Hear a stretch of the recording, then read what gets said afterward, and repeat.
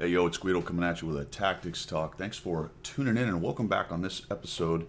It is Tactical Tuesday. Today is Tactical Tuesday. We are going to talk about reading the battle, and more specifically, the beginning of it, assessing the battle from the beginning, analyzing the battle before it even starts, which is something we talk about quite a bit. Good players talk about that, but often they leave it at that. They say something like, and I do it as well, hey, you need to read the battle, you need to analyze what you have, and then take the appropriate action after that. But no one ever really defines that information or defines exactly how you do it or what you do with that information. So the first thing we're going to do is talk about why would you want to do that. And it seems self-evident. The reason you want to do it is you're trying to create some kind of advantage for yourself or find where you may have an advantage and then leverage that advantage, looking for an enemy weakness and attempting to leverage into that weakness with your strength if you can. It may be that you're just confirming it's probably going to be a fairly meta battle and you need to go where the meta positions are. But it also might be, as you look at it, that you're able to do something a little different. And because you've analyzed and you understand the process of analyzing and then applying that analysis to the opening moves, you can create an advantage by doing something different. So that's why we need it. What are we looking at? What are we looking at? We're looking at the obvious stuff. We're looking at the map. We're looking at our tank and its capabilities on that map. We're looking at our team makeup, our positioning in that team makeup, and where their likely positions are going to be. What is the team's strength on the map? What is my strength on the map? Do they match? Do they create some kind of advantage over the enemy team? Which then brings us to the enemy team. We're going to look at the enemy team. What do they have? What are their strengths on the map? Where are their likely positions? Where are they likely to go? Specifically things like artillery. How many artillery on the map? How many TDs do they have? Do they have good TD positions? Is the meta position a place I want to go based on all of that? Or do I have an opportunity to do something different? Which gets us to the third part. What do you do with all that information?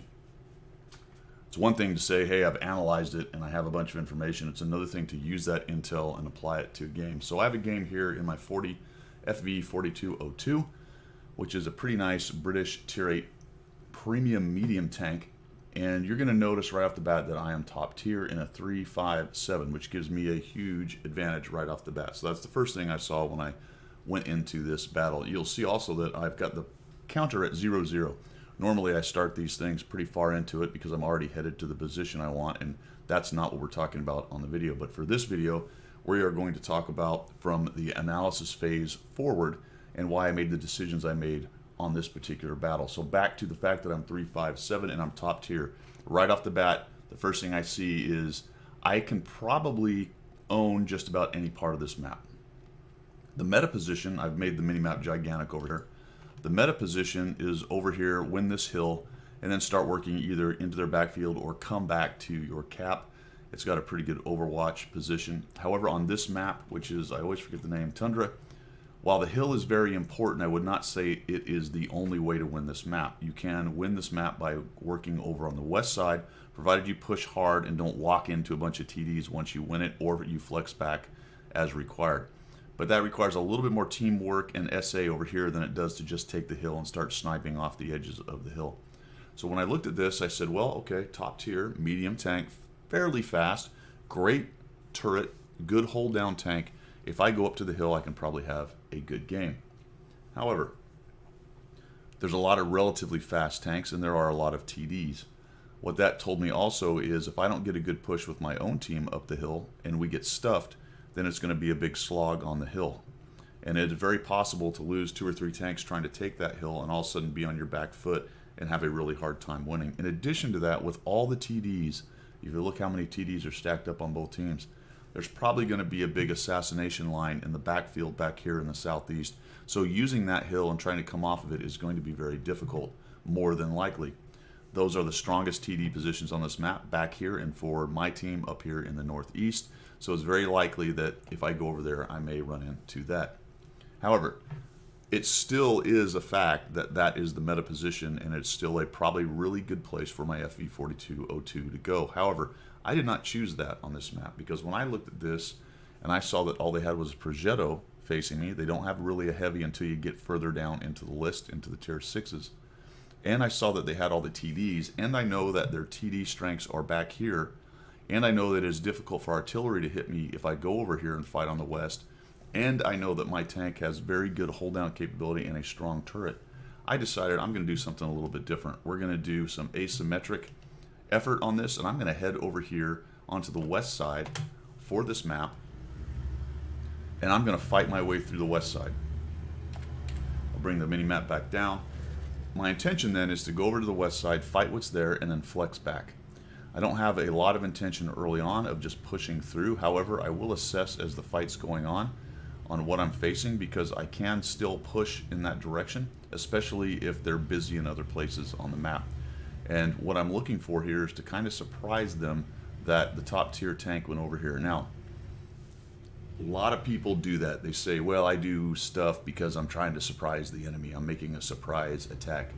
Okay, that's fine, and it's a good idea, but you've got to make sure you follow it up and quickly take care of what you've got to take care of. So right off the bat, a 3001P shows up. I know I can own him. I know he's pretty fast, so he probably doesn't have a lot of friends to begin with. And here's that hold down position. So now let's talk about map knowledge, which is something I left out early because I wanted to wait till I got to this position. I know that right here is this great hold down with this kind of little hill here, and it's just perfect for a tank like the 4202, provided I don't get overmatched. Now, one thing you will see is I did not get a lot of friends, which I did recognize when I started this thing. So I am ready to run away if 3 or 4 tanks show up here. If 2 show up, that's fine. If the Progetto and a couple, 3 friends showed up, I'm out of here. So I'm going to back up, get behind the rock, and I'll use the guys behind me to help me. And I would have to reassess. But right now, I'm pretty sure I've surprised that enemy team as to where my position is, provided any of them have that much SA that they're even thinking about it. So we'll just wait here. There's a bounce. And now I've got 2. So now I need to be careful. I'm thinking about it. But I know I can handle these 2 guys. They almost have no chance against me right here with my turret, provided I don't show them my hull. These guys are in big trouble. And I'm protected from artillery for the moment unless they have gone down here to K1. And I'll know that pretty soon if I start taking shots from that direction. A little bit risky. And now I'm just trying to find out, all right, what's going on? We got an E25 behind me over there. I've got these 2 in front of me. They've invested, for some reason, quite a few tanks in the middle, and we have the hill. So now I know things are going very well indeed for this team. I did not go help take the hill, but they managed to take it anyway. The enemy team looks to be fairly passive. The Progetto isn't even seen yet. That makes me think he's camping back here. And they've only sent 2 guys over here. There goes the E25, which is a big kill. And now it's really just disintegrating this team. Even though it doesn't look like we have a huge advantage, we actually do right now based on our positions and the terrain that we own. I'm just going to side scrape this guy, which takes a little extra time, but it's going to save me a shot, taking a point of damage or taking a shot of damage. And now I have to think about this a little bit. Probably most of their TDs are here. I expect at least 2 here, maybe 3, but hopefully not too many. Artillery hasn't fired at me, so I'm pretty sure there's none back here in this corner. So I could have flexed back and around, but I felt like it's time to put a little pressure on this side. I'm going to at least use my hold down capability, come around this corner and see what's what. There goes their artillery, so I'm clearly spotted. Taking a look, what do we got up here? Oh, there's some guys. And I actually take a hit. The Su-100 puts one into me. Can't quite get to him. Nashorn fires again. Now he's being shot at by the actually I don't know what that was. Must have been artillery actually. Unless the Dicker or our Nashorn got shot, but I don't think so. Now I'm going to come up underneath their guns, and that's an important little tactical tidbit right there since it's Tactical Tuesday.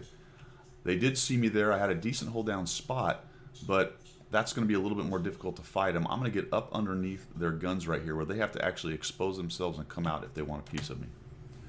And I'm thinking I'm going to go around them right here, and then something interesting happens here because the unknown Progetto makes an appearance finally. Here he comes.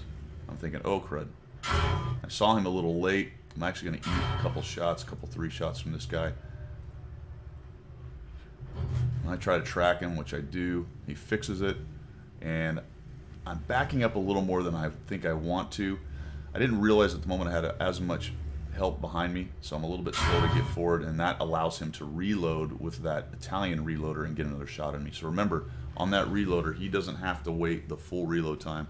It's about a 10-second, I want to say, if he has cleared out his entire clip.